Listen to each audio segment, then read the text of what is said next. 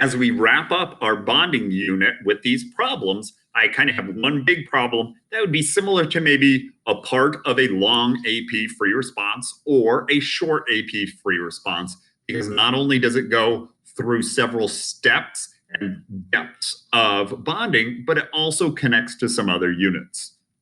So when I draw COCl2, I count my electrons, I connect everything to my central atom, which would be the element that has the lowest electronegativity. So all three of these have carbon in them. And then I would move around electrons in single and double bonds to minimize formal charge.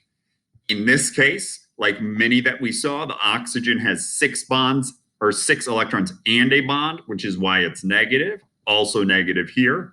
In this case, the chlorine has fewer electrons than it brought, so it's positive.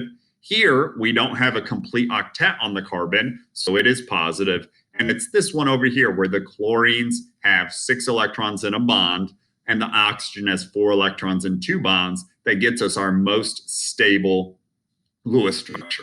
So we could say that there's resonance between these, but really 3 is the one that is most dominant, or the correct one, or the one predicted by formal charge. We could try chlorines and oxygens in the middle as well, and you would find no matter how you rearrange those, you have formal charges that are even higher than plus and minus 1, because we want that least electronegative thing in the middle.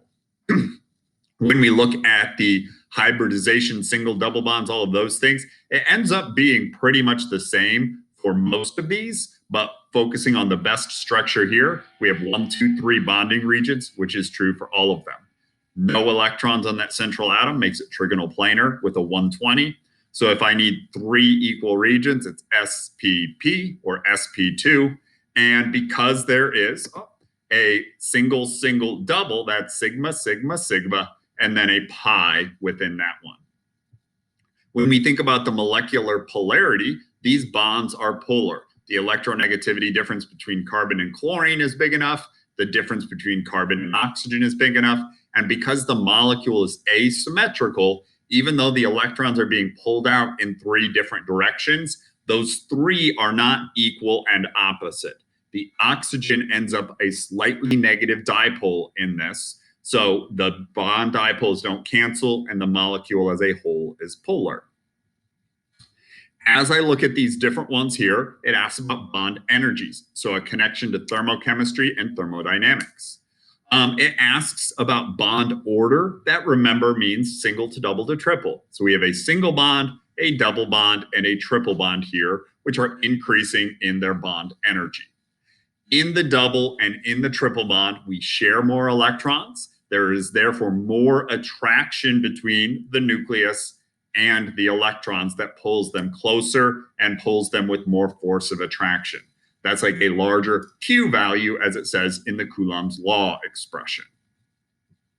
When we are asked about a reaction, we go back to the idea that we put energy in to break all of the bonds, and energy is released when the bonds are made.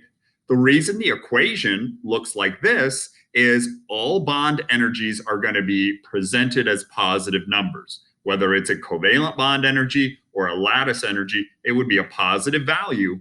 So here we do want those to be positive. We want to think about 1072 and 242 coming in. But the 2 chlorines bonded to carbon and the double bonded oxygen to carbon is being made. The minus or the negative sign here is telling us that that much energy is released. So I sum these up and see overall there is a release of energy, or I am ending with a product of greater stability than the reactants that I started with.